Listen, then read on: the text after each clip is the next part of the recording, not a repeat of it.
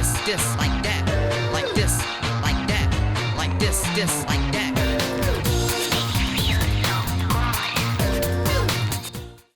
Eh bien, bonjour tout le monde, on se retrouve pour une toute nouvelle vidéo sur No Limits 2 avec un champ de foire qui a l'air plutôt bien fourni, hein, là pour le coup, là si on voit des coasters pareils popper comme ça dans les champs de foire, je pense qu'on ferait beaucoup plus facilement des bornes. Mais bon, je pense que vous connaissez un petit peu toutes les contraintes qu'ont les forains, c'est qu'ils doivent démonter, remonter leurs attractions, donc c'est forcément très compliqué d'avoir des attractions d'une aussi grande qualité. J'allais dire manège parce que c'est vrai que c'est très souvent que les forains emploient le terme manège pour désigner leur propre attraction, qui soit carrousel, qui soit montagne russe. Bon, c'est très rare hein, quand même les montagnes russes de foire. C'est généralement très grosse foire et généralement c'est pas non plus de la bonne bécane. Hein. Ça se compte clairement sur les doigts d'une main les bons coasters forains. Je pense notamment à Schwarzkopf qui est peut-être l'un des seuls constructeurs à faire des beaux coasters forains. Mais bon, ce constructeur n'existe plus, malheureusement. C'est clairement dommage, j'ai l'impression qu'il y a une régression d'année en année au niveau des foires. On a de moins en moins de bons coasters qui pop, où généralement, voilà, c'est du Pinfari, voilà, c'est de la Wild Mouse, c'est des coasters classiques. Mais jamais on revoit des gros coasters comme on voyait avant avec les Schwarzkopf, les Anton Schwarzkopf.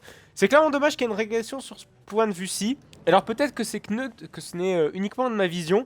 Peut-être qu'en Allemagne on a des nouveaux coasters, mais je doute très clairement, hein, parce que regardez, vraiment le meilleur coaster forain, il date de 89 quand même. Ça commence à dater, et mine de rien, c'est un petit peu dommage. Bref, je suis en train de beaucoup parler de champs de foire, mais bon, c'est un petit peu intéressant parce qu'on est clairement dans le thème. On a plein de coasters qui ont été conçus justement pour les champs de foire, là, qui sont juste en face de nous. Donc là-bas, on a visiblement on dirait un LNT System, ce truc là-bas. Vous savez, c'est le constructeur italien. Allez, on va les tester. On va se mettre même en front row. Regardez, en plus, ah oui, oui, c'est des putains de LNT System. Bon, malheureusement, voilà, oui, comme vu qu'il n'y a pas de LNT System globalement dans No 2, il a vraiment dû reprendre à Anton Schwarzkopf et puis se démerder avec. Mais très honnêtement, je trouve que la reproduction est assez parfaite. Même bizarrement parfaite. Ouais, putain, les freins à la LNT System, c'est toujours vraiment la même inclinaison, mais c'est vraiment affreux. Et puis toujours la station qui est en virage comme ça. Il n'y a pas que LNT System qui fait ça, mais c'est vrai que parfois les les constructeurs italiens se copient entre eux. C'est assez perturbant, voire même les Tchèques derrière se mettent à copier derrière. C'est absolument l'enfer. Et ouais, mine de rien, quand même, les LNT Systems ont des freins magnétiques. Comme quoi, tout peut arriver. Hein. Bon, c'est vrai que les freins magnétiques, je suis encore étonné d'en voir encore dans les parcs. Enfin, ce qui m'étonne le plus, c'est d'en avoir, mais quand le coaster est récent. Parce que très clairement, il n'y a plus aucun avantage à avoir des freins manuels. Surtout que la technologie est vraiment assez bien perfectionnée. Et puis, il y a quasiment plus aucun avantage à avoir des freins à friction. Oh putain, ça a l'air extrêmement lent pour pouvoir se positionner. Donc du coup, on va quand même sortir du mode on-ride pour pouvoir aller faire un autre coaster. Parce que mine de rien, on va pas non plus s'emmerder à faire des tours de l'NT Systems et des tours de l'NT Systems. Donc ici, visiblement, on a une reproduction d'un Inverted Pinfari, mais qui a l'air d'être voilà, remanié en Inverted BM. Oh putain, en plus la musique qui va derrière. Bref, donc un BM, on va dire, de foire cette fois-ci. On va voir ce que ça donne. C'est vrai qu'il y a pas un BM de foire, mais on a un Dio Vanola de foire. C'est Eurosat ou Eurostar, je ne sais plus son nom, mais de mémoire ça commence par Euro. Il y a des rails violets, il n'est plus en activité malheureusement ce coaster. Je pense que vous devez tous voir à peu près de quoi il s'agit très clairement. C'est un coaster assez mythique mine de rien. Et si vous ne le connaissez pas, n'hésitez surtout pas à aller voir parce que vraiment il vaut le détour, ne serait-ce qu'en on-ride. C'est l'un des rares coasters à avoir un très beau layout. Ce qui est clairement dommage face au déclin qu'a eu ce coaster. C'est un Intamin, excusez-moi. Donc c'est un rail, non pas tubulaire, enfin si c'est tubulaire, mais ce que je veux dire, la manspline est rectangulaire, tout comme BM. Donc voilà, c'est la même forme de rail que BM, mais c'est train 3 places si vous voulez. Et ce coaster a l'air d'avoir un putain de layout et c'est clairement dommage qu'il ne soit malheureusement plus opéré, qu'il ne soit plus en activité. La dernière fois qu'on l'a vu en activité, c'était à Moscou de mémoire. Je dis peut-être une connerie, hein, mais c'est d'après RCDB que cette dernière activité a été vue à Moscou. Mais bref, on va donc continuer cette vidéo par faire, enfin surtout cette map, par faire un autre coaster. Voilà, on va peut-être pas faire. Est-ce qu'on va se taper la Wild Mouse? Franchement, ça donne pas envie. Allez, on va se taper la Wild Mouse. Bon, c'est du classique, c'est une Wild Mouse Zamperla, et là, j'en suis quasiment sûr. Parce que ce putain de layout ressemble clairement à Woodstock Express qu'on retrouve à Walibi-Rhône-Alpes, dans le merveilleux parc français de Walibi-Rhône-Alpes. Donc c'est parti, on va baisser notre la barre et on va gravir ce lift. Et on a aussi, je le rappelle, une copie à, comment dire, à Walligator Sud-Ouest. Mais bon, vous aurez compris un petit peu le lien qu'avait cette Fine Mouse avec celle de Walibi-Rhône-Alpes. Alors, bon, des Wild Mouse, c'est peut-être loin d'être... Enfin, c'est même, je trouve, les plus mauvaises Wild Mouse, les Zamperla, c'est très court. Ah, quoique, il y a celle aussi, il y a le modèle LNT Systems, pareil, qui est vraiment une copie de celle de Zamperla, qu'on peut retrouver à Mirabilandia. C'est... Putain, j'ai perdu son nom. C'est... Bref, c'est la Wild Mouse qui est juste à côté du Loop de Katoon, mais qui est encore dans la zone western, si vous voulez. C'est un coaster qui date de 98. Je crois que ça date de l'ouverture de Mirabilandia. Ah, par contre, putain, ce que ça freine. Par contre, celle de Mirabilandia, elle freine pas. Elle trace, elle trace, elle trace. C'est vraiment un truc de malade limite. Oui, c'est Gold Digger. Gold Digger qui a ouvert donc en 98. Pas tout à fait en même temps que le parc, parce que le parc a ouvert en 92, rappelez-le. Et le seul coaster à avoir ouvert du parc à cette époque-là, c'était Rixplorer, qui est, je le rappelle, le Lee-Power McRide, qui est dans la zone dinosaure actuellement, mais qui n'était à l'époque pas la zone dinosaure, qui s'appelait Explorer d'ailleurs à l'époque. Voilà. Donc, on va quand même faire le coaster qui nous intéresse le plus de cette map. C'est vrai qu'on est en train de traîner, on est en train de flâner, de faire les autres coasters. Mais j'aime beaucoup le travail de support qu'il a fait sur tous ces petits coasters. Putain, on peut même pas faire demi-tour. Ah si, excusez-moi, j'étais mauvaise langue. Mais il a vraiment fait un beau travail de support. Ça reste un travail non négligeable comme ça, de faire des supports comme ça, surtout des coasters de foire. Le travail des supports sur un coaster de foire est absolument faramineux. Bien plus qu'un coaster classique dans un parc d'attractions, parce que vous voyez que c'est très complexe, hein. Il y a des formes qui partent à gauche et à droite, et voilà, il y a même des supports qui relient les uns aux autres, enfin bref. C'est tout un bordel qui mérite quand même d'avoir relevé cette complexité de réalisation. Alors, on a Mad Hater, qui est le coaster quand même qui nous intéresse ici.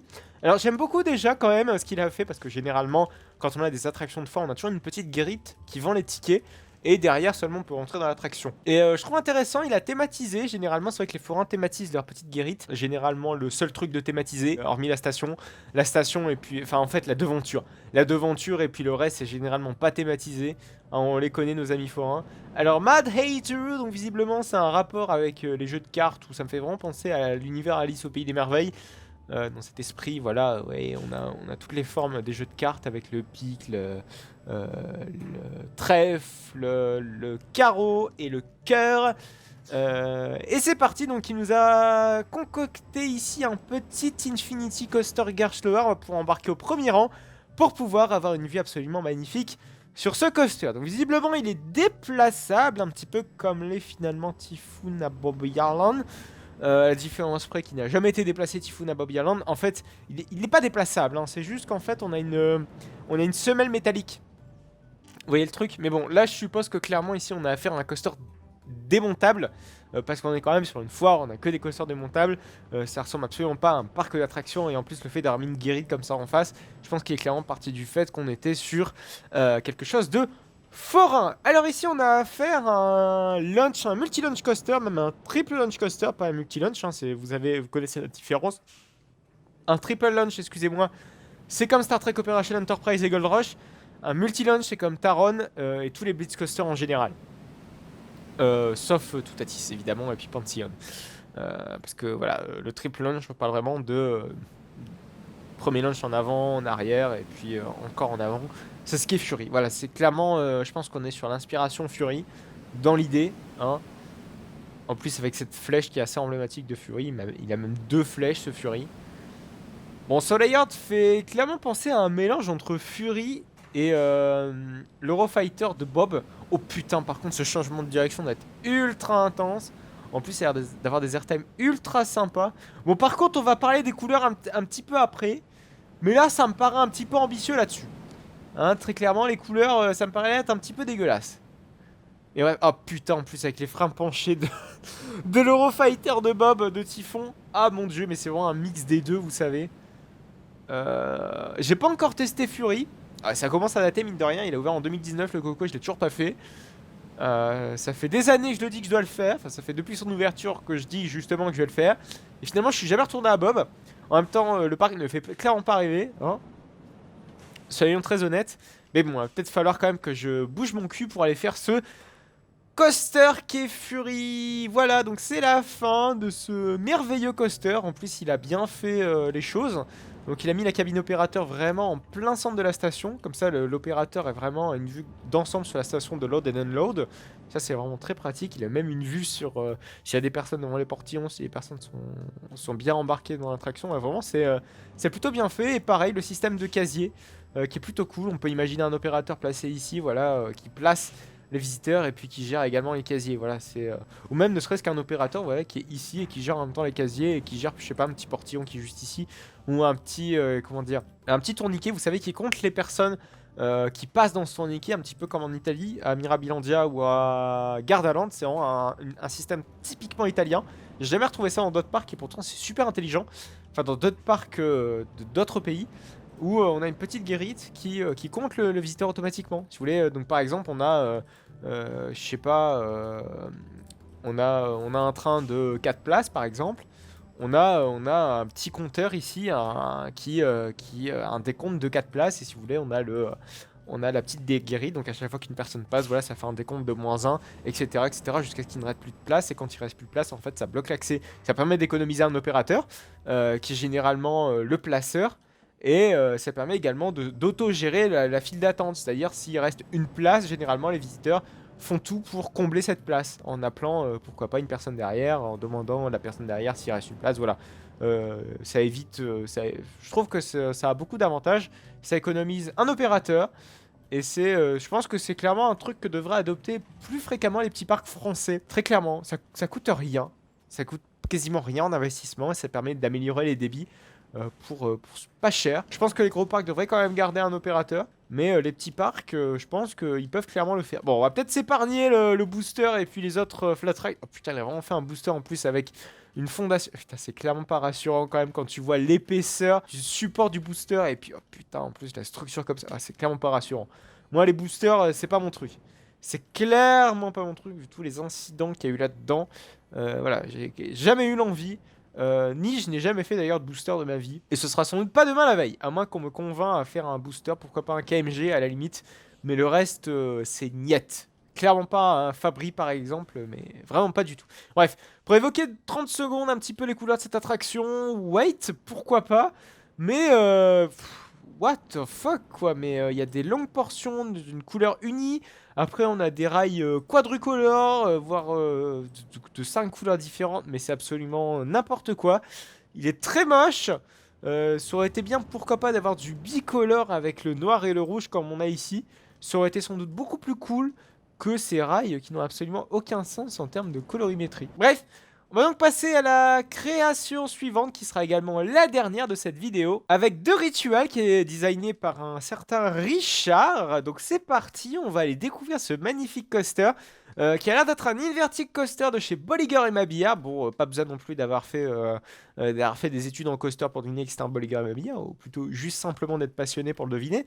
On va peut-être pas non plus créer l'évidence dans ce qui ne peut pas forcément l'être pour tout le monde. Donc c'est parti, on est parti donc pour faire ce magnifique coaster qui a l'air d'avoir un Junior Immelman, on le voit ici, hein.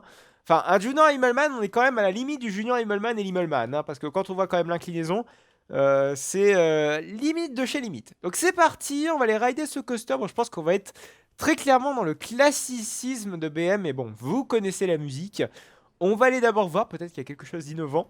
Mais bon, on va peut-être pas trop non plus en attendre énormément de la chose. Ah, par contre, là, on a un support qui est très atypique de ce qu'on a à Gronalund avec le magnifique coaster qu'est Monster, qui est le plus récent des Inverted BM ouverts à ce jour. Alors, si vous voyez cette vidéo plus tard dans l'année ou d'ici quelques années plus tard, je suis désolé, cette vidéo n'est pas à jour. Mais tout du moins, à l'heure où je parle, c'est l'Inverted le plus récent, celui qui a ouvert, qui est tout frais. Voilà, et BM a au moins un petit peu innové dans ses supports, en tout cas a visiblement innové dans ses supports. à défaut de trop innover dans ces layouts. Même si je sais que bon nombre de personnes m'ont fait l'éloge de cet inverted coaster qui était quand même assez différent de ce que pouvait faire BM.